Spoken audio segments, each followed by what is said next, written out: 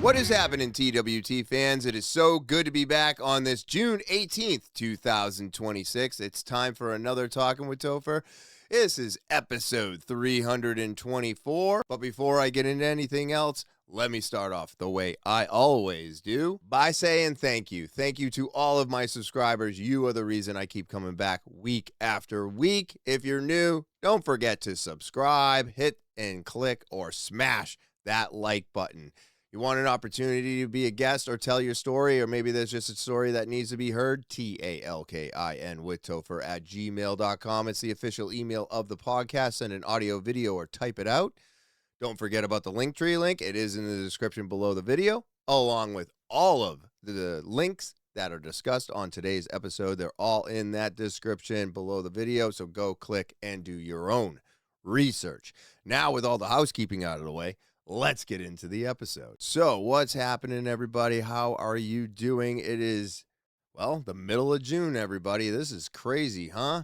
We got 3 days until it's officially summer, so I'm pumped for it to finally start. And my opening clip is gonna show you into a world where we're going today, and it is full of corruption, deceit, and lies, along with some crazy technology that's going on and so much more. So let's start with my opening clip. The whole Facebook movie is a giant lie. It's a propaganda piece.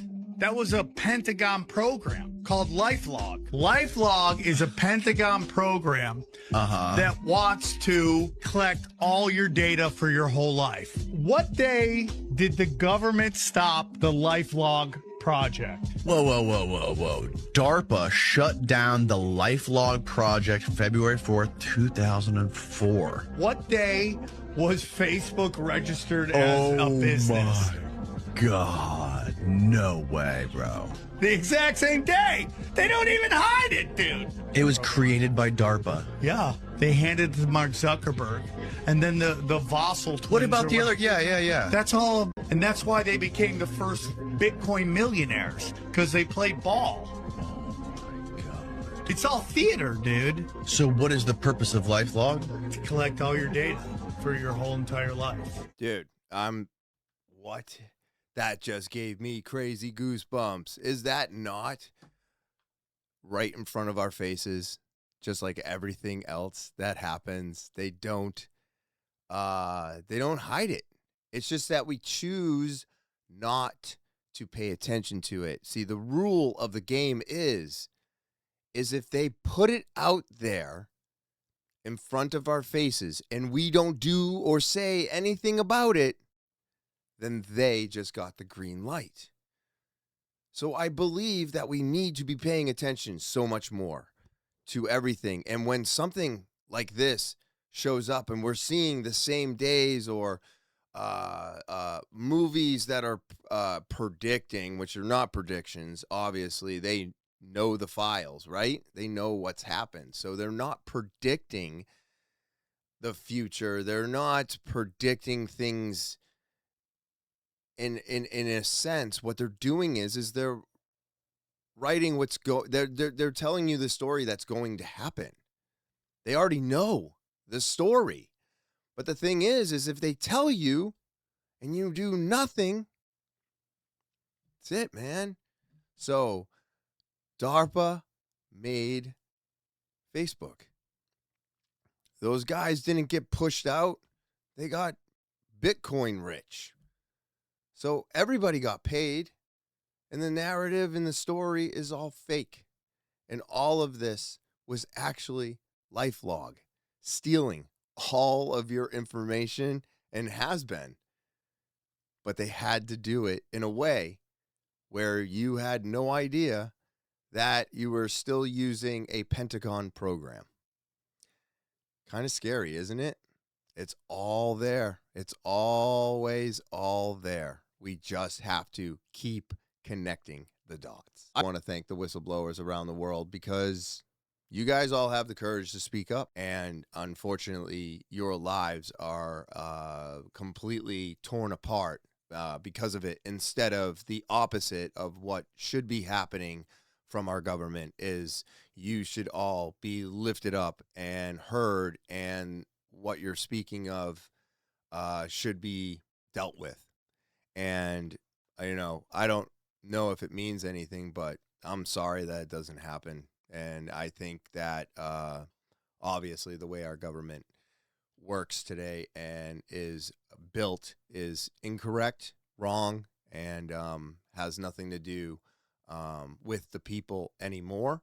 And the whistleblowers, in my eyes, are the heroes that never get the proper attention that they should. You know what I mean? So let's listen to this whistleblower, because this is wild, everybody.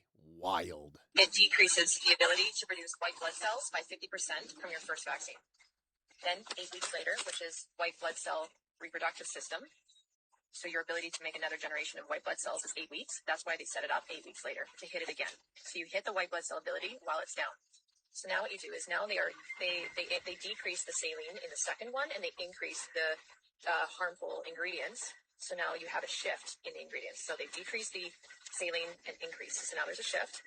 And then what they do is that second dose attacks your ability to make white blood cells by an additional 25%. So now you only have white blood cell ability, like the ability to make white blood cells, functioning at 25%. So you just wiped out 75% of your military and the ability to make that military. Then what they do is set in the booster. The booster has 81 strands of foreign bacteria that your cells have never come across, so you don't have the antibodies to fight it, but you only have 25% of your white blood cell production to be able to fight it, so it's a losing battle. So then what starts to happen is you start to get chronic inflammation that goes to the areas that you had predisposition. So if you are someone that has gut health issues, that's your area that is going to focus on, and you're going to have inflammation in the gut health. If it's respiratory, if you have tumor or cancer, or if you have, say, endometriosis, or you have a skin condition, whatever that is, it's going to inflame that area, because now the body has hit the sympathetic nervous system, which is the fight or flight, and the body is in a chronic inflammatory state with a low immunity and a low immune response. Then you get your second booster. What the second booster has, it has 8 strands of HIV. And now what that does is it completely shuts off your ability to make white blood cells. And if you Google what that disease is, it is HIV. So now we have people that are walking around with no immune system, no ability to make an immune system, 81 strands of foreign bacteria, and then also 8 strands of foreign HIV, along with all the other harmful ingredients. And then they remove all the saline from the first and second booster. Now, to make matters worse, during this process, 20 to 30% of the population is going to die every single series of this process. There's 4 series. Oh my God, I'm going to stop it there. There's only like 30 seconds left, but you guys are all getting the idea here. So as you keep getting these shots, they keep taking away the saline and injecting you with all of this other shit, plus 8 strains of HIV. I mean, is there any way to find that out? Well, I think you have to go and get a blood test. But where I got the first shot and the second shot really, really like fucked me up. So that seems like a very plausible scenario to be happening, right? Because the first one, really nothing. The second one, I mean, my arm felt like somebody hit it with a baseball bat. I was down and out for 24 hours. It was pretty rough. And if they took out the saline and added more bad shit to it, then that would make sense why I felt so terrible after the second one. So I'm glad I never got the boosters, because if they started taking all the saline out of the boosters, then how did that go for people out there? Please leave comments. Let me know how you felt after your booster shots. Because I'm very curious, because if you felt worse and worse and worse, this may be the reason why. And that is very scary to me. Let's see. Sam Harris. Why can't we eat the babies? What? Dude, what is wrong with these people? What this stuff just Drives me crazy. Let's take a listen to this. You know, why can't we eat babies? What's wrong with eating babies? If we've got extra babies around that nobody wants, why can't we eat them, right? You know, why can't we eat babies? What's wrong with eating babies? If we've got extra babies around. Could this video have been taken out of context? Do I have anything else to go beside it? No, I don't. But do I need anything else? Do we really need anything else? Why would Sam Harris be asking, why can't we eat the babies? There's plenty of extra babies. What is wrong with these people? Another whistleblower here that is being attacked by an energy weapon. It's happening again. And I do believe that the direct energy weapons happen. I believe that these people that are working on all of these things, the plasma, the propulsion theory, they are all under attack.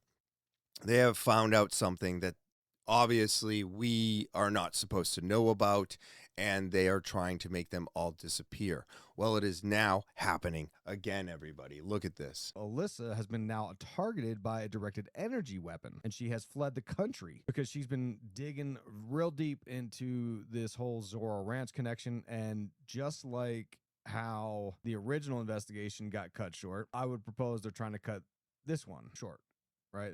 She opened a giant can of worms. And part of the directed energy attack she received, seemingly, maybe, allegedly, could be connected to this update she had on her Substack with information about how a guy named Lev Parnas had sent an email to people on his email list, which one of Alyssa's readers was on that email list, somehow forwards it to Alyssa. And Lev Parnas allegedly calls Alyssa a liar and tries to discredit her and is like, oh, none of this stuff's true.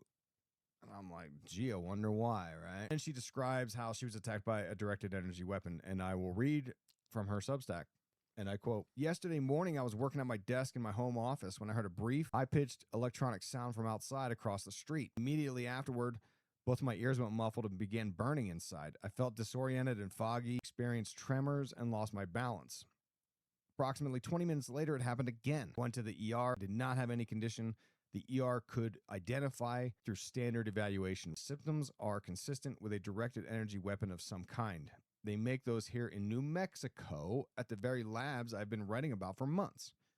This occurred after weeks of escalating harassment, threats, surveillance, and incidents I have been documenting and reporting to the appropriate authorities. Directed energy weapons are real. They are tested and manufactured in New Mexico. Havana syndrome, the name given to a cluster of identical symptoms reported by U.S. diplomats and intel officers, has been attributed by researchers to directed microwave energy. My symptoms yesterday morning matched that profile precisely. I am a 3-time Pulitzer nominee and a 37-year professional journalist. I have an Emmy for public service journalism. I left my home yesterday because I did not feel safe remaining in it. I will never be able to return to it. Jesus.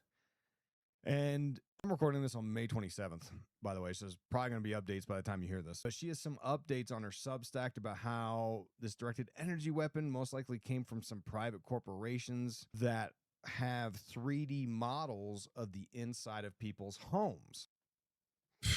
Dude, the 3D models of people's homes are being done with this little box that's right beside me. That's right. That Wi-Fi box that's in there is collecting all of it. And when they come through and they're like, we got to give you a new box. Yeah, well, it's because they need all of those boxes to be updated in the home because they know when you're leaving. They know if you're watching whatever. They know if you're upstairs, downstairs, sleeping, awake. They know everything. They're collecting all of our data because we will have no privacy. 2030 is right around the corner, and there is something big that they want to happen. And I know there's a lot of talk about 2027. There's a lot of talk about July 4th, 2026. There's some talk about the 2028 election, but I think there's something more with the 2030 agenda and where we're going and what is going to happen by then. I think that is the bigger picture, the biggest piece to their puzzle, is the 2030 agenda. And they need to eliminate all of these people before then, because they need to make sure that none of these things get exposed, because this is what they're going to use against us. This is what they're going to use. They're going to use this. They're going to use those shots. They're going to use the 5G, the 6G, the signals, the microwave, all of it. All of it's going to happen. And some of us are going to fall in line.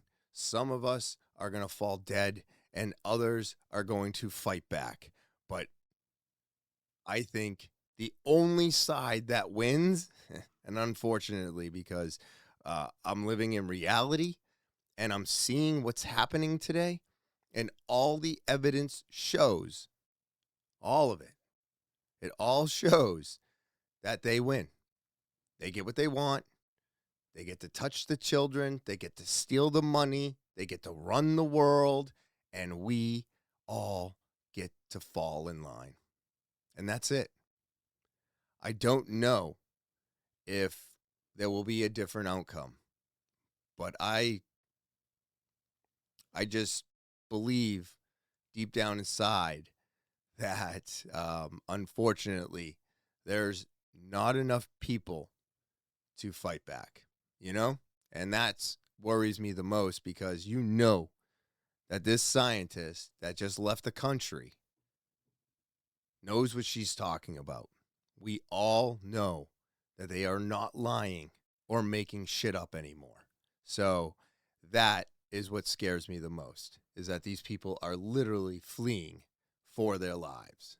Now, here is something I wanted to bring up because of the simple fact that this is wild, everybody. So instead of you being sick and going to the doctors and getting things taken care of, or you have a baby with autism, and you choose to bring that child into the world and raise it, and it gets to live its life, and let's just say it's a good life, bad life, doesn't matter, right? The child got to have a life with the disease. Well, now there's all kinds of wonderful things happening where they're just killing these types of people.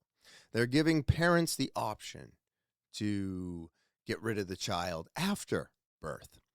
And I'm going to play this, and I want you to hear what this woman has to say, because of the simple fact that not only is this happening in Canada, but it is also happening right here in America already. And I think this is something that needs to be stopped or talked about as soon as possible. What is going on with this MAID phenomenon, so to speak? We have That's the name of the program, MAID. It's called MAID, which is they're going to explain what it is. evidence of how Canada has had. We've spoken to people that have been offered, medically assisted suicide that show physical therapy, essentially. And it has been sort of stunning how much the Canadian experience has run amok. Why in the world would we do it down here? Oh, you're not. Why in the world would we do it? You're doing it. You're doing it in 14 jurisdictions, 13 states, and the 14th.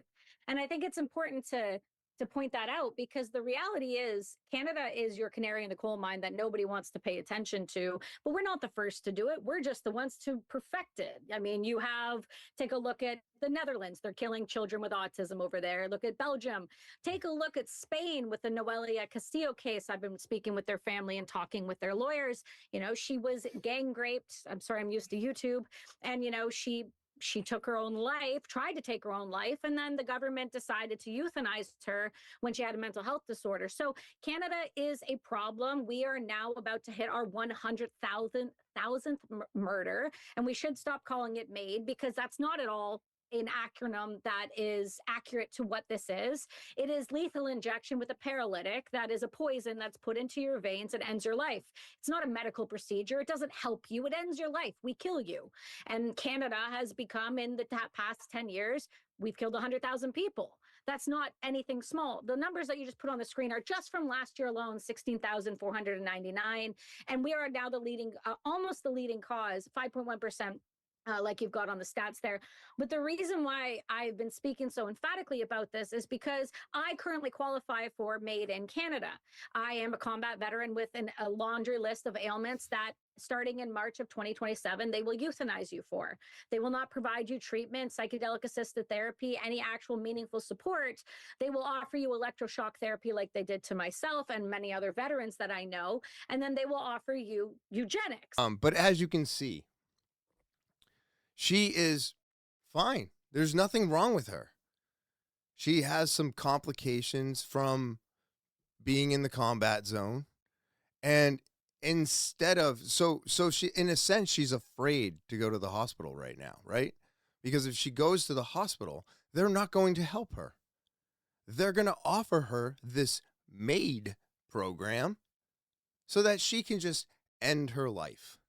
Because now you're a problem to the medical industry, which makes no sense to me, because if the medical industry wants to keep us sick and keep us in the hospital, why would they offer something like this?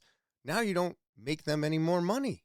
This is why I get so confused about what is happening today, because AI, programs like this, all put us in a position where we're not needed anymore. At all. Okay, I really want you guys to hear this story right here. I think this is bone chilling and disgusting, everybody. Shocked because they're killing the most people in the globe right now. So this grandmother, true story, by the way, decided to do an advance request. And at a certain point, her dementia got so significant and so severe, which we now understand dementia, a lot of times, diabetes number 3 can be looked after early on in life. And there is a ton of different research around it, but we didn't have it at the time. So she goes into the doctor and the doctor doesn't tell her what's going on, but she slips a sedative into her coffee. Right. During the time she drinks the coffee, she then gets lied down by her family to be euthanized. And during the procedure, she comes Is that legal? to. Oh, yeah. Is that legal According to them, your country? The doctor was not charged. Anyway, during That's the procedure, crazy. she came to and said, "Stop. No, I don't want this." And the family held her down and finished the procedure. We're not talking about compassion. We're talking about injecting your body with so much poison that it fights back, that we have to give you a paralytic. And Dr. Joel Zivit's research shows you, let me just finish, that when you do this procedure, your lungs fill with fluid, they go into a pulmonary edemic state, and you drown to death in your own fluid. So is it really compassion, or is it just murder by another name? And that's where I'm going to stop that. Look, that's murder. That's murder, everybody. This is not a program to help.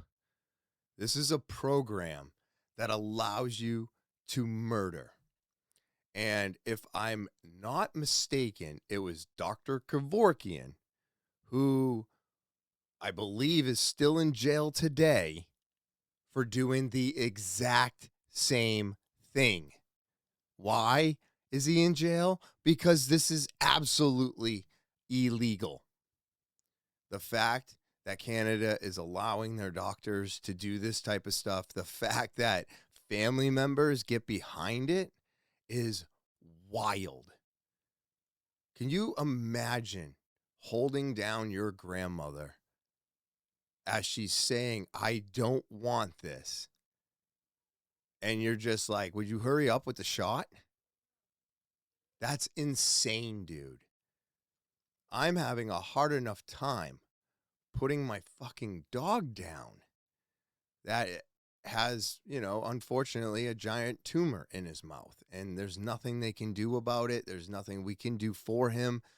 But he's still eating. He's still running around. He's still going to the bathroom outside. So technically, he's still living a healthy life. I can barely bring myself to put that to an end, because all the evidence shows that he still has a little bit of time left and he's still healthy-ish. But he just has a medical issue that can't be dealt with. You know what I mean? And I know I'm just talking about my dog, but imagine that being your grandmother. What if that was your grandmother? You know, it's absolutely disturbing and disgusting. And that's what's happening today. This is our world. This is where we live, everybody. And if we keep allowing these terrible people to do whatever they want, this is going to become more and more common amongst all of us. And I mean, it's terrifying to me. It's absolutely terrifying. Check this out, man. I did not know this about the Denver airport. Did you know the Denver International Airport is at the center of one of the strangest conspiracy theories in the world? It's not just an airport. From the moment it was built, people noticed things that didn't add up. The cost ballooned billions over budget. Construction went years behind schedule. And many believe it's because of what's hidden underneath. Massive underground tunnels that some say are bunkers for the elite, built to survive global catastrophe. But it doesn't stop there. Inside the airport are murals unlike anything you'd expect. Paintings of war, death, and even apocalyptic rebirth. Images that look more like the Book of Revelation than a welcome sign for travelers. Then there's the giant blue horse statue with glowing red eyes, nicknamed Lucifer. Even stranger, the artist who built it was unalived when part of the statue fell on him. And if that wasn't enough, there's a Masonic time capsule at the airport's entrance, engraved with the all-seeing eye and the words New World Airport Commission, Masons, an organization that doesn't officially exist. So what is Denver really? Just an airport with bad taste in art? Or a hub of hidden symbolism tied to secret societies and the end times? The Bible says in Revelation that the world's powers will one day unite under deception, and the symbols of that agenda will be everywhere. So the question is, are these just coincidences or signs hiding in plain sight? You know where I lean on this? It is messages in plain sight. They will always be telling you. Isn't that something wild to think about, though? Underground tunnels, places for the rich to hide. The murals in there are just more biblical than anything. It's not even for the people walking around in the airport. It's more of a story of what has happened and what's to come. Well, what is that all about, right? So then I listened to this morning. We are supposedly at a time where we could have some catastrophic floods. And Denver, Colorado has one of the highest peaks. And wait till you hear this. This to me was so wild. The alleged classified map of the U.S. Navy, which has been circulating for decades, shows U.S. coastal inundation patterns nearly identical to these visionary maps. Stan Deyo received a congressional appointment to the U.S. Air Force Academy at Colorado Springs. His advanced propulsion research took him to Australia in 1971 to work under the direction of America's Dr. Edward Teller and the Soviet Union's Dr. Andrei Sakharov. Stan Deyo had above top secret security clearance and predicted that sunspot activity, tectonic upheaval, and volcanic activity would result in coastal inundation of the United States. One specific element of Deyo's predictions, a mega tsunami triggered by volcanic collapse in the Canary Islands, has been independently modeled and published by geologists at University College London. Deyo has spent years consulting with Hopi elders and found their prophecy to be consistent with his scientific research and developed maps that reflect what we have already discussed. FEMA's National Flood Insurance Program maps show the same results. All these maps show the Denver, horse. Colorado, which sits 5,280 feet above sea level and hundreds of miles from the nearest ocean coastline, among the most secure and stable positions in the continental United States. Perhaps this explains the mysteries of the Denver International Airport. At 35,000 acres, DIA's footprint is twice as large as the next largest U.S. airport. It was built 30 kilometers farther from the city than the airport it replaced and has fewer runways. DIA was $2 billion over budget. There are as many as 6 underground levels below the ground floor, and possibly more that are not publicly known. Construction workers handling different sections of the project reported complex underground tunnels and buried buildings. Construction companies were changed repeatedly throughout the build, and teams were fired once they completed their section, ensuring that no single group had a complete picture of the overall blueprint. I wanted you to hear about the Colorado airport because it was moved strategically so that it could be, when this all goes down, the only coastal airport. Holy shit, everybody. That's insane. So they're strategically building everything according to that map. Now, my question is the data centers, real quick. Where's the biggest data center in the world located? So Taylor, Texas, Pennsylvania, and Nevada. So I'm going to put this map back up. This is a better picture of the map. So let's take a look here. Taylor, Texas. So most of Texas survives. So if Taylor, Texas is anywhere within that blue map, then we know that that one's safe. Then we go to Pennsylvania. PA, there she is. That data center survives. All right, so I got them side by side now. So if you can't see this, okay, look at all of these dots. So the yellow are offices, the blue are data centers, and the red are new locations. If you look at the flooded map, you can see that almost every single area that they are putting these things in, oh my God, every single one of them, except for this one new location is going to run into an issue. This data center would be gone. This office is definitely gone. Those offices are gone. Actually, that office survives. Maybe the tip of Massachusetts is left. I think they are strategically placing all of these data centers in areas that align with this flood map so that they survive the floods. Again, this is something that could possibly be triggered by one of the energy weapons. And if they hit the Canary Islands and cause these floods, their data centers will all survive, and we will be stuck with all of their data centers. If anything, because of the amount of water that the data centers need to operate, this would align with everything that they need to make all of the things that they want to have happen. So why wouldn't they strategically build all of the data centers where they're in the no flood zone?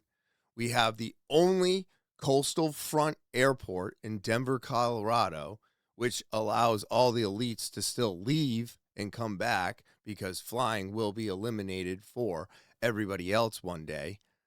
And on top of that, now all the data centers have plenty of water. Jesus Christ, man. I just put that together right now for all of you. What do you think?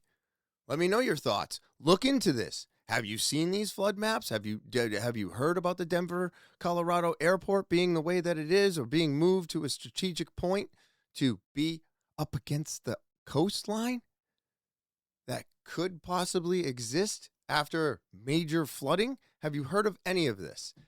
If you haven't, dig into it. It's creepy. It's scary, because at the end of the day, this is what they would want anyways, is to have something like this happen to help them build and keep their data centers up and running. But they are strategically building everything around the flood zone.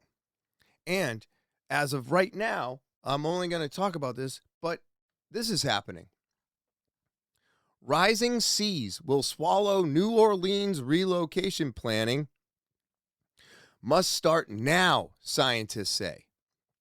So we are already in the middle of areas being completely swallowed by the ocean, and scientists are now telling people in New Orleans, you need to get out. you need to get out now. And what I'm saying is look into this flood map. They're just telling you about New Orleans, right? Just right now. Get out of New Orleans right now. Okay, I'm saying it too. Maybe it's very true. According to that flood map, it does not exist anymore. So if they're already telling you to get out of New Orleans and possibly too late already, you know what I mean? But it's also really difficult to have people move when they can't afford anything. So what's going to happen to all these people on that flood map? Well, they're not going to be here anymore. There's a great way to get down to 3 to 4 billion people, right? So I'm not trying to use fear. What I'm trying to use is the information that I've gathered, that I put together, that shows me that we're all in for something catastrophic. And if something like this happens, you can't get out of your area, you're going to be underwater. And they already know this. They already have built infrastructure for this catastrophic event. How does that make you feel? That's crazy, dude. So, what scientists found when they studied Christ's blood, everybody? I didn't even know they really had his blood per se, but let's dive into this a little bit. Scientists allegedly found the blood of Jesus, and what they described is insane. You got to see this. And I collected about 3/4 of that little canister full of this dried blood. We had this analyzed. We put an amount of this blood in some normal saline and at body temperature, and we swirled this gently for 72 hours. When we put this in a growth medium for another 72 hours and put it under a microscope, the white blood cells were dividing. We were able to get a chromosome count. There were 24 chromosomes. 23 Christ got from Mary. He got one, which was the sex determinant, or the Y, from his heavenly Father, for a total of 24. All of us have 46. We get 23 from our mother and 23 from our father. Now, this blood, folks, was still alive after almost 2,000 years. The people that did the test thought I had pulled a fast one of some kind on them. Never in their lives have they ever seen any dried blood that was still alive. What the fuck are we even talking about? First of all, are we in the cave where Christ supposedly risen? So the blood they found was his blood that bled out on to what? The rock table that he was lying on? Was it on the dirt? It's over 2,000 years old. It's only got 24 chromosomes. We all have 46. What? How? I mean, it would be amazing if it was true, right? Because, I mean, yeah, he got 23 from Mary. He got 1 from God.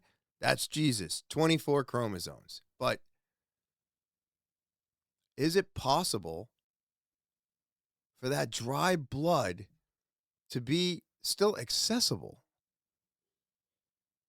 You're going to tell me that in 2,000 years, more people weren't in and out of that cave? I don't know, man. It's a tough pill to swallow, is it not? The simple fact that Christ's blood, first of all, exists, and second of all, was put under a microscope and it's alive? What? So did they drink it? Because, like, wouldn't you... that's the thing, right? Drinking the blood of Christ. Not that I indulge in that, because it is just wine.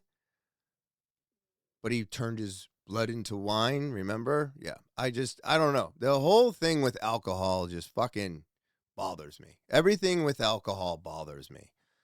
I don't believe in it. I don't think it's a good thing. I don't know why Christ would have turned his blood into wine. I just think that, I think that he put marijuana on this planet because it's better. I don't know when this video was taken, and I don't have any context for it, but what do you think? Do you think they found Jesus's blood?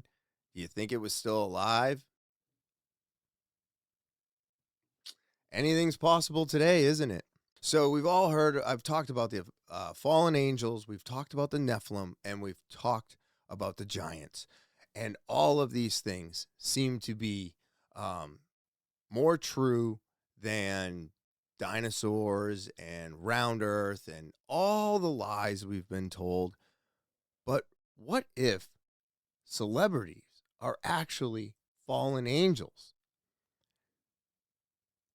I don't believe the AI, because the AI is programmed by the people, right? So but I do believe there is enough information out there, and if the AI is actually doing what they say it's going to do, then maybe it's possible that this could be also very true. But it also would explain why celebrities seem to never age and seem to constantly be around. Like, the doppelgangers, and there's people out there that are like, this person died and now this person exists, and you know what I mean? So the facial recognition and stuff like that. But what if celebrities were actually fallen angels? Yeah, there's way more. These fallen angels didn't just set up shop in LA. They built an entire energy grid across the planet to harvest human loosh. Think about it. All those ancient sites, pyramids, Stonehenge, the Vatican, Washington, D.C., they're all aligned on ley lines, massive energy conduits. LA sits on one of the strongest vortex points. That's why they put their main entertainment machine right there. The stars in Hollywood pump out low vibrational content that keeps humanity fearful and distracted, which generates the emotional energy these entities feed on. Ever notice how celebrity deaths always happen in pairs or threes? Ritualistic sacrifices to keep the portals open. Look at the symbolism in music videos. One eye covered, checkerboard floors, black and white duality programming. It's all there if you know what to look for. The real kicker? Some of these celebrities aren't even human anymore. They've been replaced. Look at how some of them barely age, or how their mannerisms completely change overnight. That's not plastic surgery. That's a new entity taking over the vessel. The whole system's designed to invert God's creation. Stars were meant to guide us. Now we follow celebrity stars straight into the abyss. They flip the script perfectly. Does that not sound accurate today? I mean, all of the things that have been put in front of us that we are supposed to enjoy and entertain is all a way to program us into the abyss. We're following. I mean, think about it. Now instead of looking up at the stars, you look up at the actors and actresses because they're the stars. And it, again, tears you away from looking up at the actual stars and looking at what is actually in front of us and what we can see plain as day. But this television and this broadcasting and these programs have done exactly that. They've programmed us to believe into a narrative that is completely and absolutely false. And nowadays, people don't even want to be cops or president anymore or any of those things. Those are all out there. Now they say that they want to gamble so that they can get ahead. So gambling is the new thing that they're pushing on everybody, and it's working. It's so sad. I'm glad I didn't get the gambling bug because it's terrible. to do. And these programs, this micro gambling is awful. But looking up at celebrities, not looking at the stars, and believing in this programming, it's just terrible. It's absolutely terrible for all of us. So there's a Father Stephen D. Young, and he had an encounter with a demon-possessed man. These demons are real. They are here. We are fighting them, and they are everywhere. Demons are everywhere. And we're going to listen to this father talk about his experience or his encounter with a demon. The creation of the Nephilim suggests this idea that sounds really radical when you first think about it, that there are hybrids, spirit, human together. But then as you talk about it a little bit and you realize that every culture has always believed this, is it crazy to someone have a feeling when you're talking to someone that this is not, there's something else going on here? I have felt that way really strongly about people in charge a couple of times. Not just I disagree with them, I just, I think you're a bad person. It's not even that. It's like, what is this? I met a person who had done horrific things to a child who enjoyed bragging about it. And did you feel as you talked to this person or listened to this person that this was not fully human or this was some kind of hybrid? You could look in his eyes and see that there was something inhuman there. To become like Christ, to be formed in the likeness of God, is to become truly human. So to the degree which you go down the other road, you become something inhuman. Wild, huh? I'm telling you, man, the Nephilim, the demons, the angels, all of this shit is so much closer to the truth than anything else. And finding faith today is, I think it's going to save us. I feel like it's saving me. It's making me a better person, even though my temper is still out of control and I still have my problems, but I am trying to be better at all of those things. And the most you would have to do is get an old Bible. Get an old one. Don't buy it on Amazon. Find it somewhere else. Most of the stuff that's out there today has hundreds and hundreds of pages missing. And the day that I get my hands on one that has all of the pages, I too will start reading more. I really wish there was an audio edition. It's tough reading when you're dyslexic, everybody. It really is. So use your eyes to see movement in people's throats, eyes, necks, and what the hell is going on here. This is what the hell is going on with their neck? That's not a swallow. That's a reptilian trying to keep its human skin from sliding off in real time. Albert Bourla out here doing the full lizard reboot sequence on camera like nobody's watching. The Pentagon's about to admit multiple alien races are already here. 4 different species of aliens, including the cold-blooded ones. Another scientist called them Greys, Nordics, Insectoids, and Reptilians. And this guy's neck is out here doing the cha-cha like it's molting season. Is the suit glitching? Did he forget to reapply the human pheromone this morning? Look at that bulge. That's not a throat. That's a tail trying to remember it's not supposed to exist. How many of these things are walking around in lab coats and power suits? What do you think? Full-blooded reptilian? Or just another elite whose human disguise is finally falling apart? So what's your guess? Is this just them swallowing? Or is this the alien reptilian race that have been declassified and we have been told are real? Did you like the picture of all the aliens? It's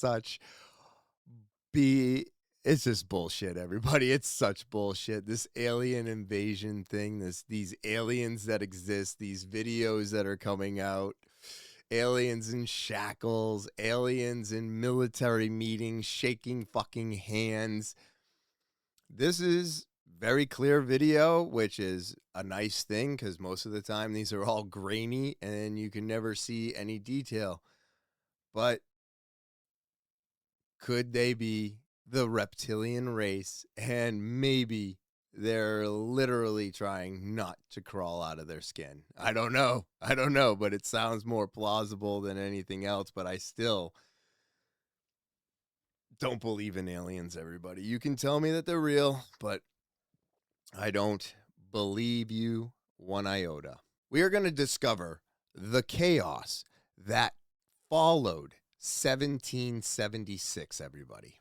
Is this the reason that these palaces all over the world look so out of place? And now we get these horrible, basic, demoralizing boxes to look at. Now we can all ask questions, since we basically know that the mainstream history that we've all been told is filled with a ton of lies, where we get clues and destruction of our past right after this date of 1776. We get all of the great fires, where the mainstream narrative gives us basically 0 lives taken, yet complete and total destruction of all of these cities. Is this not something that the one that just broke out of the pit would do?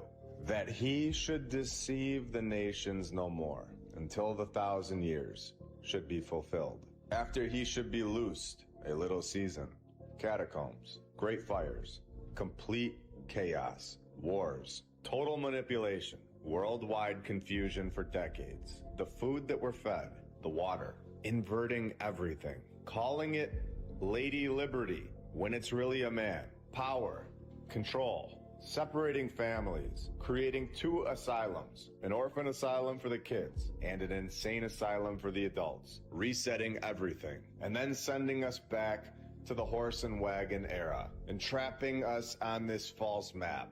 All technology being reset, traffic, and I'm not talking about the cars, financial difficulties for 99%, holding interest on currency or usury, everything that a morally good individual would never do to a population. And that's another thing that we need to think about as well, is because of the simple fact that we possibly are in the little season.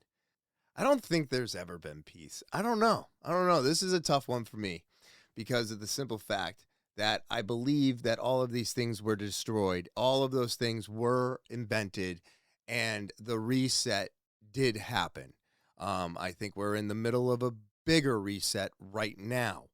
But if we are in the little season, when did it actually start? Show me when there was actual peace for X amount of years and years and years, because I don't know. You can go all the way back to the beginning of AD, which they want us to believe is, and you can go into BC, and it's nothing but war.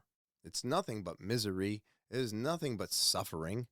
Always. It's like embedded into human nature. So if we are actually in the little season, that's supposed to happen for 1,000 years, and maybe we're getting close to the end of it. I don't know. This is wild, dude. What kind of conversations are you having at the dinner table, dude? This is so wild to me that we're even discussing this, because I don't know. We're talking about angels and demons and Jesus and God and, surviving the little season. And these are all stories in the Bible that, are not fictitious or fake. And it's mind-blowing that they're real and we're discussing them today. It's just a wild time. But did you hear about Ted Pike tried to tell us back in 1987, everybody, about Zionism? Hello, I'm Ted Pike, and this is my wife, Alin. Today, a foreign government, Israel, operates the most powerful lobby in Congress. This is AIPAC, the American Israel Public Affairs Committee. Through control of Congress, Israel demands and gets nearly $5 billion annually. No elected official dares criticize Israel for fear the Jewish lobby will accuse him of anti-Semitism, the kiss of death for any politician. The president also knows what Israel wants, Israel gets. To act otherwise is political suicide. The mass media, founded and controlled primarily by Jews, manipulates the spigot of information out of which heartland America drinks. The message of this contaminated source is, if you criticize Israel, you are anti-Semitic. Be safe. Keep your head down, or you are fair game for being knocked off by the Zionist shooting gallery. As a result, our president and elected officials are slaves to political correctness when it comes to Jews and Israel. They cannot seriously criticize Israel, especially as the source of Mideast strife and terrorism. They cannot suggest an end of aid to Israel. They cannot even protest Zionist control of Congress. What the fuck? Right? Isn't that wild? Isn't that wild? 1987. I wonder what happened to Ted Pike. I don't have time to look it up, but they were talking about this back in 1987, everybody. Getting rid of Israel. Israel tightening its grip on America. So I hope you enjoy this because, man, I'm telling you, this shit is wild. You want to talk about that warning in 1987? Check this out. This is reporting from Responsible Statecraft yesterday. Congress quietly moves to integrate U.S. and Israeli militaries. In the first step towards shifting aid further into the shadows, the House's 2027 NDAA, and that's the National Defense Authorization Act, would all but fuse the two countries' armed forces together. I mean, that is treason. Like, literally the textbook definition. What the heck? And that's where I'm going to stop that. That link, probably, I'll try to get it in the description below. I just added it in. So, look, we've got to separate from Israel. We need to get away from these monsters, these disgusting humans. But as long as we have all the pedophiles that are just rubbing elbows together with these disgusting people because they are also disgusting people, that's who's running everything. They want to blend our two militaries together. Do you want that? What are we even talking about? Why are we not focusing on America only? This does nothing for us. This hurts America. This is terrible for America. This is the worst thing in the world to happen to America. We are now going to be Israel. Are you ready to say hello, President Netanyahu? Because it's not President Trump, everybody. If this goes through by 2027, we are Israel. I don't want to live in Israel. I wanted to live in America. I wanted to stay in America. I love America. This shows no love for America. They're not showing any love to our country right now. They are literally destroying our country. But have you ever connected the dots on Lincoln Park? It's very interesting, everybody. Let's check this out. Everyone knows Lincoln Park is the name of a military base in Canada where they experimented on and tortured children in the top secret government project known as MK Ultra in the 1960s, allegedly. It's called RCAF Station Lincoln Park in Calgary, Alberta. Then you have Chester Bennington, lead singer of the band Lincoln Park, who himself suffered abuse as a child and was allegedly working on a documentary in 2017 called The Silent Children, exposing the elite's rings around the world, along with his good friend and lead singer of Audioslave, Chris Cornell, who was also heavily involved in the project and the investigations, and happened to tragically take his own life in May 2017. Exactly 2 months later, Chester takes his life in July 2017, while investigating his friend's death, both by apparent hanging. Also involved in the Silent Children documentary was world-famous DJ Avicii, who took his own life less than a year later in April 2018, as well as celebrity chef and travel documentarian Anthony Bourdain, who, you guessed it, took his life just a few months later in June 2018. Now this is John Podesta, former White House Chief of Staff to President Bill Clinton from 1998 to 2001, who is highly rumored to be Chester Bennington's biological father from sheer resemblance. And I mean, I don't think anyone can deny that they do look alike. Podesta is in the files, like really in the files, island visits and all, with alleged leaked leaked audio and videos of him online, too disturbing to even show. It's on X. This is the global symbol of PDF files, as uncovered by the FBI, called the B logo. This is Linkin Park's band logo. Were they trying to bring awareness to and expose the elite's rings before their frontman, who had some insider insights, tragically passed? And if you search any of this up, it'll tell you it's just a conspiracy. The documentary never existed, and these tragic passings were all completely unrelated to each other. Well, isn't that something? Holy shit. But that goes back to the video that I've just recently played, that these things happen, you know, in twos or threes or little clusters, and those are supposedly sacrifices, right?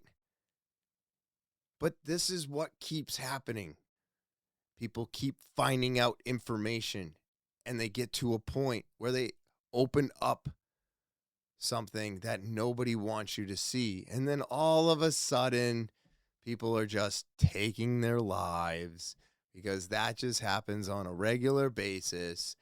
Losing Chris Cornell or Anthony Bourdain was not completely and absolutely devastating to a lot of people out there. I mean, even Chester and the other one, I'm sorry, names escape me quickly, but this is not a coincidence.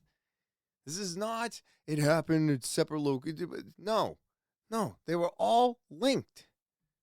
They were all linked. They were all exposing child trafficking. And because of that, they are no longer on the planet, because these people want to keep doing this. This is so disturbing, is it not? The simple fact that we have these child molesters, these pedophiles running our world. It's absolutely disgusting. I thought this was interesting, because how does this happen? Right? How do seashells get on top of a mountain? This looks to be like it's throwing a wrench in the gears in the official story of how Earth came to be and what the timeline of events was. They say if the news is fake, imagine how bad history is. Well, these guys are finding seashells and all kinds of stuff, which people find seashells all the time that are old. Except they're at the top of a mountain. And that means this mountain was under an ocean at one point. But how long ago? According to official sources, about 3 billion years ago. Do these look like 3 billion year old shells? Let me know. That's crazy. 3 billion years ago, those mountains were possibly underwater, but those seashells don't seem like they're 3 billion years old. So that goes against the timeline? There's a lot of evidence going against the timeline. I think that we need to really, really stop accepting the simple fact that the planet's as old as they say. We came from evolution, we went around the moon. So I just think that they are full of lies. They will constantly lie to you. It doesn't matter if they got caught in their lies. They're going to keep lying, because it's the only thing that they know how to do. And it's what's gotten them to where they are today. So how can they stop doing something that's been working so well? They can't. I have brought up some crypto in the past, not endorsing buying crypto or doing whatever, but there has been a little bit of a leak on the XRP. And I found this to be interesting, because could we still be on the verge of crypto doing anything? I mean, I'm not investing any more money into it, but I'm hoping to make my money back. That would be nice. The Republicans winning the midterms, it's not necessary, but it's highly the most efficient path for this to happen. So it feels that all obstacles clear out the way. Now, I'm not sure people realize, even the governments realize that this is what they're doing, but this is what they're doing. Trump is getting the Clarity Act across the line as we speak. I said that was going to happen because it had to happen, because the crypto lobby and what needs to happen before the midterms. We will see similar with AI, because that's going to come too. We have now got the change of Warsh. He's been voted in. Warsh is the Greenspan appointment of the 1950s appointment. He's going to run it hot. We will have financial repression, and they will let productivity take the sting out of CPI and keep core CPI lower. That's what they're going to do. That's what Warsh's in place. He's the tech accelerationist. He's a crypto guy. He's a prolific tech investor. He understands the game. Productivity is the game. Trump, in the meantime, is with Elon, Jensen, and about 100 others of all of the tech leaders in the United States have all gone to China. And Julian and I have talked for a long time about a grand bargain that's coming. And we think this is the stage of the grand bargain. Iran, Venezuela is all part of the same picture, which is get the cost of energy lower, get the Chinese, the Japanese, the South Koreans to own as much of the long bonds as possible. The ESLR takes care of the short end, plus stable coins too, which is why stable coins was so important, because it finances the deficit. Trump's going to negotiate here with the Chinese, maybe to give them a lower dollar. In exchange, they will buy the long end. There'll be some kind of agreements on trade, some agreements on who gets what technology. That's why Jensen's there. There's going to be some agreement over access to NVIDIA. This is to avoid going to war over Taiwan, which nobody can do because it slows down the intelligence side because all of the chip fabs are there. So there has to be a splitting up of the two regions into the US and China, the only two people who can compete in the AI race. That is what is going on in this negotiation, in my belief. The weaker dollar is another part. The UAE being given swap lines, Besant going to South Korea and Japan. He's basically saying, you know, the Eurodollar system that lends to China is out of those countries, and he's basically going to offer the Chinese liquidity. And the Chinese liquidity will flow through to the system in the same way that we expect global liquidity to come through. It allows the dollar to weaken, which weakens financial conditions. It will allow oil price to come down because there's going to be agreements on Iran. At the end of this, we have Venezuela wrapped in as well. This is a very big setup happening, and it all has to get done and agreed and see things happening over the summer. What I gathered from that is that the Republicans need to win the midterms, and this deal with China has solidified or will solidify China and the United States being the dominant people making and distributing AI, along with them selling off our dollar cheaper, but because we have stable coins, it'll lower the deficit. And what? This is all supposed to happen by the end of summer. So, look, do not go and buy cryptocurrency. Do not waste your money on trying to get into this game right now. I have these cryptocurrencies. I've had them for, God, I've had over a decade now, and I have lost a shit ton of money. Not happy about it. Very sad, actually. Keep hoping to get it back so I won't sell or buy any more. But at the end of the day, if this is a little bit of hope for people like me who have invested into this cryptocurrency and are really hoping that the things that were supposed to happen, well, this is when they're supposed to happen. So I'm just keeping my ear to the ground. I'm keeping my eyes open, because as soon as this pops, I'm out. I'm selling.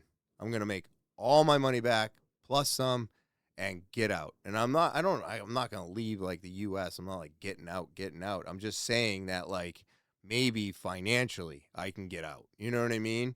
And if I can get, that's the hope, right? That's why a lot of the younger generation is gambling today. So I thought this was wild, everybody. A student used AI to build a nuclear fusor. Now, I don't know what a nuclear fusor is, but I know I can't build one. But I'm hoping that this video elaborates a little bit more. Supposedly, he built it in his kitchen in 36 hours. So if I flip through, it says, over the 36-hour live stream, I built a neutron-producing nuclear fusor in my kitchen using Claude, successfully achieving nuclear fusion entirely assisted by AI. This was my first hardware project. You can see the picture of the close-up and then a picture of the table and the motor and everything he's got going on there to put it all together. A few months ago, I built a demo fusor that produced plasma. This was nowhere near the capability to actually do fusion. I spent the last many weeks gathering parts on eBay, battling Canada post-strikes, and then speed running the assembly using Claude projects in less than 2 days. Building a fusor to do fusion in order of magnitude more lethal. The specs of the setup: 30 kV /10 MA electrostatic precipitator, 3 capital TORR of pressure, 253,333x more vacuum than atmospheric, bubble counter to count neutrons, and a hydrocar to electrolyze my own deuterium. I electrolyzed my own deuterium gas from heavy water using a hydrocar toy that had a PEM cell mini electrolysis machine and stored the gas in a syringe. This costed only $32 for the car, $80 for the 50 grams of D20 to produce 56 liters of D2 gas. I primarily relied on a giant Claude project filled with documentation from forums called transcripts from @Meat Granola, email threads, and more. I used it extensively to debug, help me with safety, and follow otherwise unknown instructions that were outfitted in the build process. I also used O1 Pro for helping me with the very complicated assembly or electrical wiring stuff. Found it much more useful for these cases. Now he's got a picture of all the files that he used underneath there. A lot of my fusor work started at co-working session in SF. Oh, San Francisco. And it's Socratic or Socratcane info. I demoed it there when it was only a Notion doc, and by the time I had finished building the whole thing out, wow, dude. So really wild, huh? He built this in like 36 hours, everybody. Used Claude and a couple forums and had to do some mailing and buy some parts from around the world there. But in 36 hours, he built a nuclear fusor. Kid's making fusion in his goddamn kitchen. That's wild. That is wild. Have you seen this humanoid, everybody? This humanoid is scary. It's very scary. Its motion is insane. Its body structure is something out of a movie.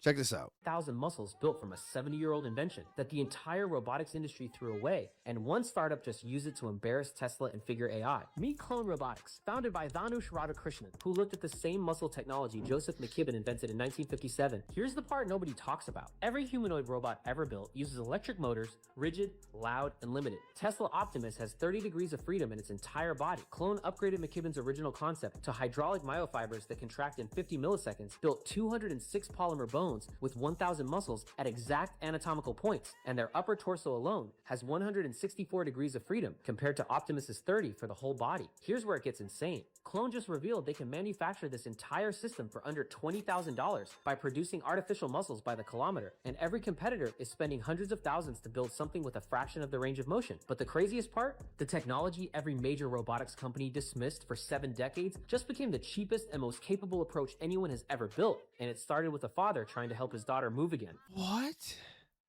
Dude, this is crazy. We had information from 70 years ago that makes these humanoids cheaper to build, faster to reproduce, and more mobility and movement than anything being produced today.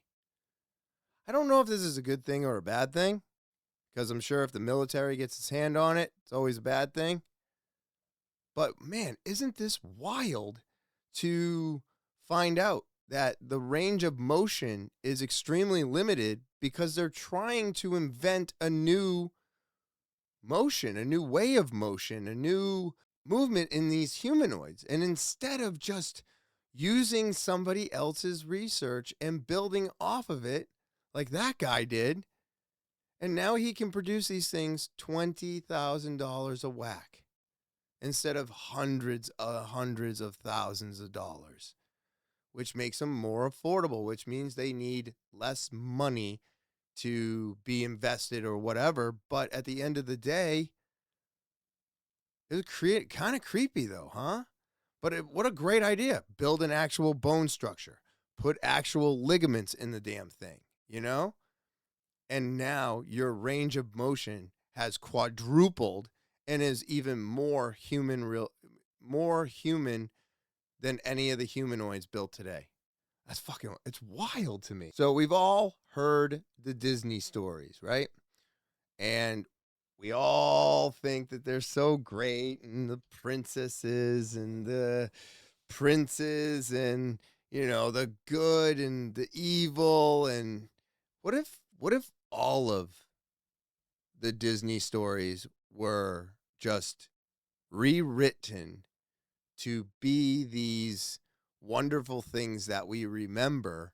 We all know that that's not true today, right? Because we all know the deep, dark secrets and the tunnels about Disney are for kidnapping and distributing or trafficking children around the world and doing despicable and horrible things to children in general. Oh, their weapon, right? It's a weapon. It's a weapon that they built. Disney World, Disneyland is a weapon. It's a weapon that they use on children. But check these stories out. The original versions of famous children's stories before they were cleaned up for American audiences. Number 1. The original Little Mermaid. Hans Christian Andersen's 1837 original does not end with a wedding. The mermaid fails to win the prince, who marries someone else. She is offered a chance to save her own life by killing him. She refuses and dissolves into sea foam at sunrise. Disney changed the ending in 1989. The original has been in print for 1,805 years. Number 2. Cinderella's stepsisters have their eyes pecked out. In the Brothers Grimm version, birds peck out the stepsisters' eyes at Cinderella's wedding, one on the way into the church, one on the way out. The Grimm brothers considered permanent blindness an appropriate moral conclusion for children. Number 3. Sleeping Beauty is assaulted while unconscious. The 1634 Italian original does not feature a kiss. A king finds the sleeping woman, assaults her, and leaves. She gives birth to twins while still unconscious. One infant removes the enchanted object from her finger, and she wakes to find herself already a mother. This predates the familiar version by 2 centuries. Number 4. Snow White's queen wants to eat her organs. In the Grimm version, the evil queen orders Snow White's lungs and liver brought back, which she intends to eat. The huntsman substitutes a boar's organs. The queen consumes them, believing they belong to Snow White. This detail was removed from every major adaptation produced for children in the 20th century. Number 5. The Pied Piper is based on a real disappearance. In 1284, 130 children disappeared from Hamelin, Germany, under circumstances never explained. The town recorded the event on their oldest existing chronicle. Stained glass depicting it was installed in the local church in the 14th century. The disappearance was real. It has never been explained. Number 6. Peter Pan kills the Lost Boys when they grow up. In J.M. Barrie's original text, Peter Pan kills the Lost Boys when they start to grow up because growing up violates Neverland's rules. He does not grieve them, he simply solves the problem. Disney removed this entirely from its 1953 adaptation. Before I say the last one, make sure to hit that follow button to support the channel. Number 7. Pinocchio kills Jiminy Cricket on page 1. In Collodi's 1883 original, the cricket appears to offer moral advice. Pinocchio picks up a hammer and kills it. The ghost returns occasionally to warn him, which Pinocchio ignores. Disney transformed a character Pinocchio murdered on the first page into the moral heart of the entire film. Disney removed this entirely from its adaptation. That is the coolest one right there, dude. He killed Jiminy Cricket right on page 1.